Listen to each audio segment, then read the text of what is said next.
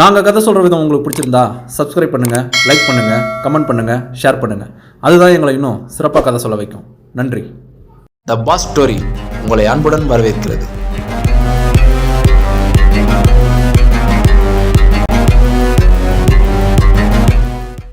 ஒட்டுமொத்த ஏரியா ஜனங்களும் வியாபாரிகளும் அசந்து போய் நின்ட்டாங்க. அடி வாங்கின கடைக்காரன் அவ்வளவு சாதாரணமானவன் இல்லை. போலீஸோட லிங்க் அவனுக்கு நிறைய இருக்கு.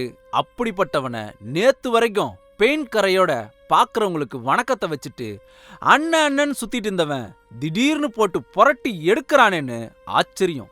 என் பேரு சங்கரு, முடிஞ்சா என்ன போலீஸ்ல புடிச்சு கொடுன்னு சவால் வேற விடுறானேன்னு நினைச்சு தகச்சு நின்னுட்டாங்க.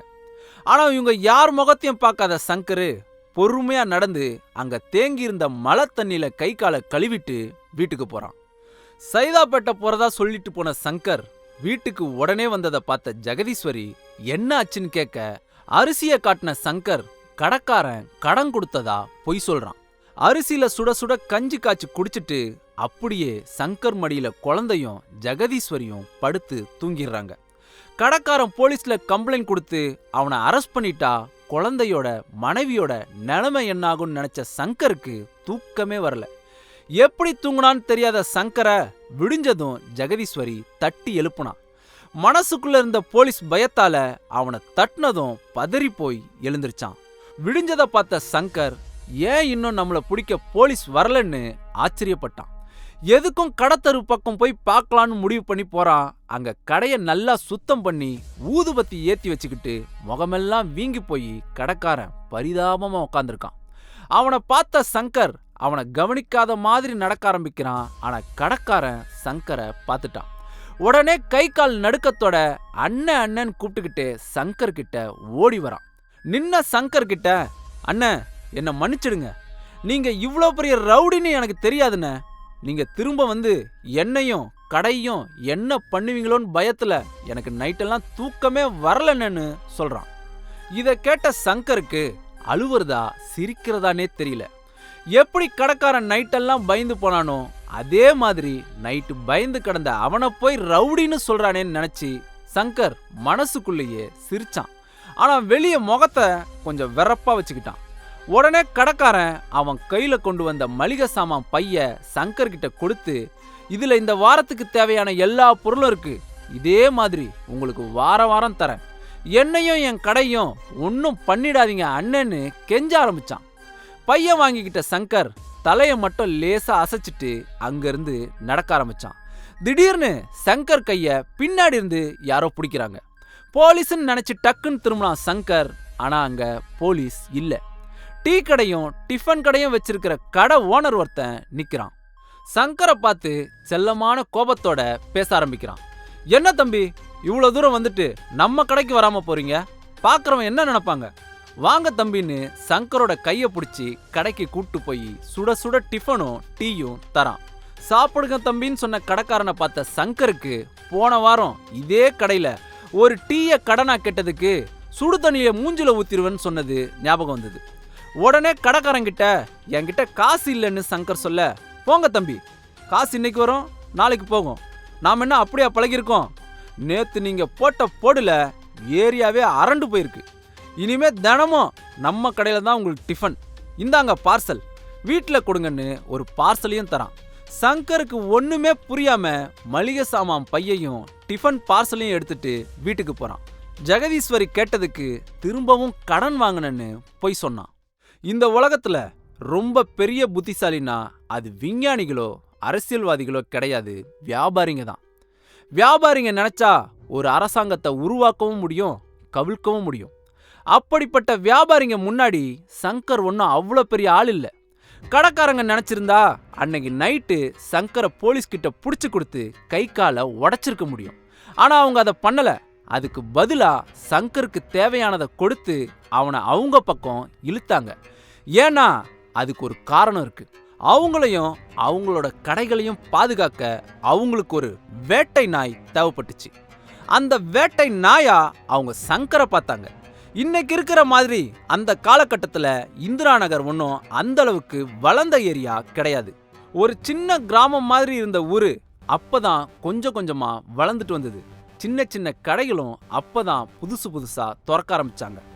ஆனா அந்த ஏரியால மிகப்பெரிய தலைவலினா பக்கத்துல இருக்கிற தரமணிலேருந்து வர்ற ரவுடி பசங்க தான். அடிக்கடி ஏரியாக்குள்ள புகுந்து வியாபாரிகளை மிரட்டி மாமூல் வாங்குறது, கடைகளை அடிச்சு சூறையாடுறதுன்னு ரொம்ப அட்டுழியம் பண்ணிக்கிட்டு இருந்தாங்க. போலீஸ் கிட்ட தகவல் கொடுத்து போலீஸ் வர்றதுக்குள்ள ரவுடி பசங்க ஓடிடுவாங்க. இதனால ரொம்ப எரிச்சலா அந்த வியாபாரிங்க கண்ணுல சங்கர் மாட்டினான்.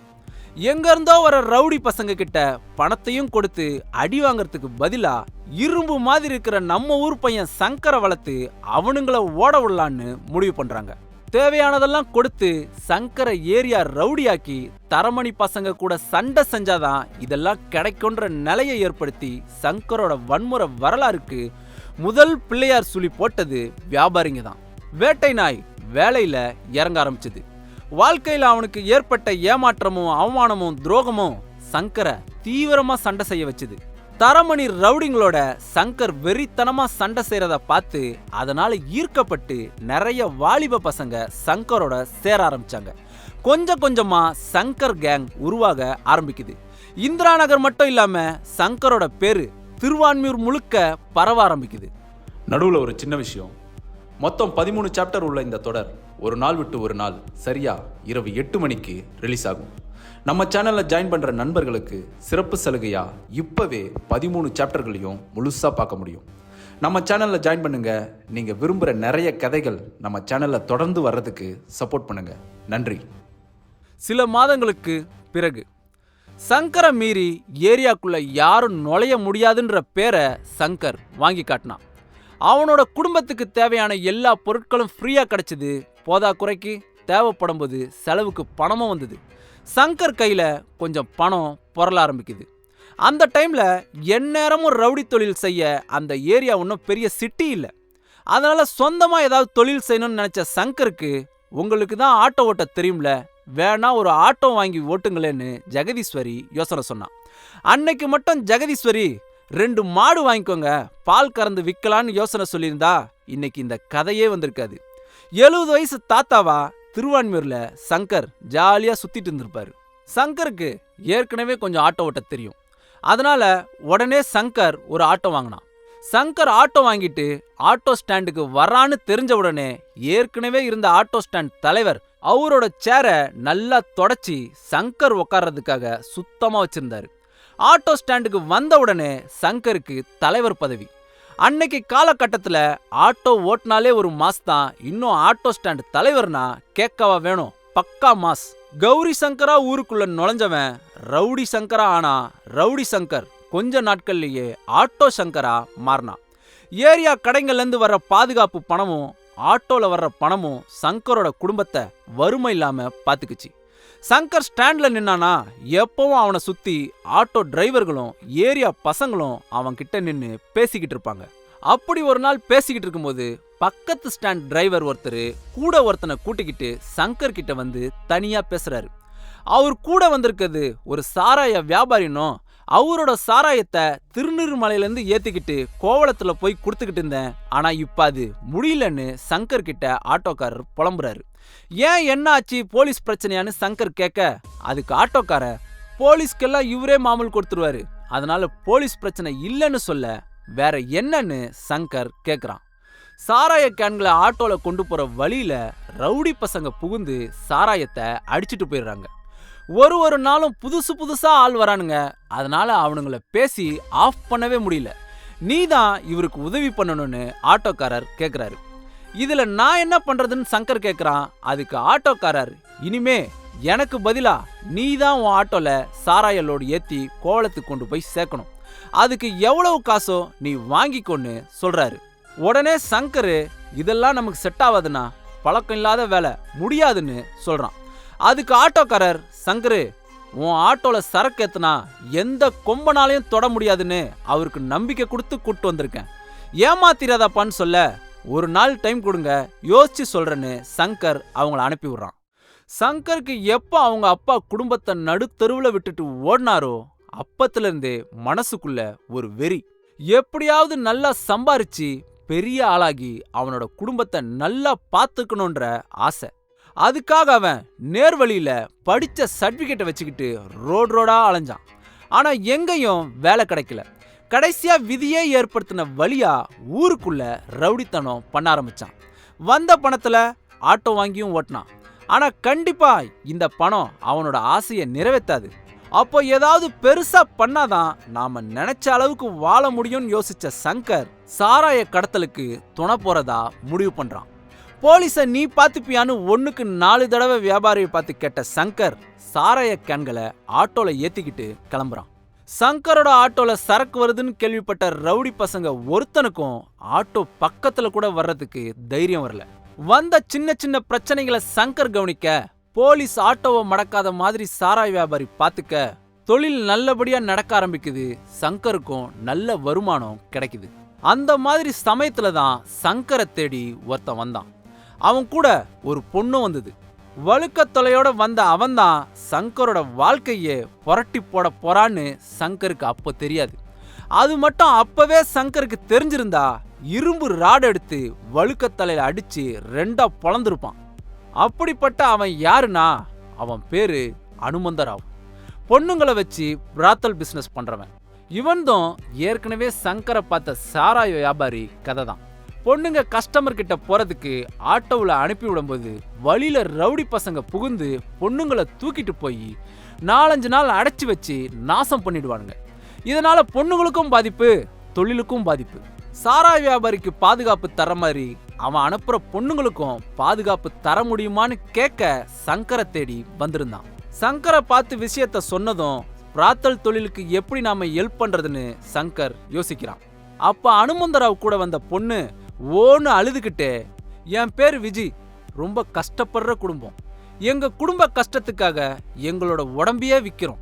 ஆனா இந்த பொறுக்கி பசங்களால எங்க வாழ்க்கையே அழியுதுன்னு கதறா. இத பார்த்து மன இறங்கின சங்கரோட ஆட்டோ பிராத்தலுக்கு ஓட ஆரம்பிக்குது. வழியில பல பிரச்சனைங்க வருது. அது எல்லாத்தையும் தனியாளா நின்னு சங்கர் சமாளிக்கிறான். எந்த தொல்லையும் இல்லாததால பொண்ணுங்க சந்தோஷமா இருக்காங்க. தொழில் நல்லா நடக்கிறதால அனுமந்தராவ் சந்தோஷமா இருக்கான். பணம் நிறைய சம்பாதிக்கிறதால சங்கரும் சந்தோஷமா இருக்கான். ஆனா ஒருத்த மட்டும் நடக்கிற விஷயங்களை பார்த்து தலை சூடேறி வெறியானான். அவன் யாருன்னா, இது நாள் வர பெண்களை கடத்தி அவங்கள சித்திரவதை பண்ணி அவங்கள விடுறதுக்கு அனுமந்தராவை மிரட்டி மாமூல் வாங்கிட்டு இருந்த மந்தவெளி ரவுடி நெல்சன். இந்த நெல்சனும் அவனோட கேங்க சேர்ந்தவங்களும் சங்கருக்கு வருங்காலத்துல மிகப்பெரிய தலைவலி ஏற்படுத்த போறாங்க. அதுல வெறியாகிற சங்கர் ஆடுற ஆட்டத்துல ரத்தாரே ஓடப்போகுது. அதை பத்தி வர்ற பகுதிகளில் பார்க்கலாம். தப்பு பண்றவங்க எல்லாரும் ஹாப்பியா இருந்தா ஒருத்தருக்கு மூக்கு வேர்க்கும். அது யாருன்னா போலீஸ். காலையில 7 மணி இருக்கும். குழந்தைய தூக்கிட்டு வீட்டு வாசல்ல நின்ன சங்கரோட பக்கத்துல போலீஸ் ஜீப் வந்து நிக்குது. ஜீப்ல இருந்து இறங்கின எஸ்ஐ சங்கரை பார்த்து, ஜீப்ல ஏறு, டிஎஸ்பி ஆபீஸ் போகணும்னு சொல்றாரு. வந்திருக்கிற எஸ்ஐ சங்கருக்கு ஓரளவு பழக்கம்தான். அதனால சட்டைய போட்டுக்கிட்டு ஜீப்ல ஏறினா சங்கர். ஜீப்புக்குள்ள பார்த்தா ஏற்கனவே அனுமந்தராவ் உக்காந்துருக்கான். ஜீப் கிளம்புது.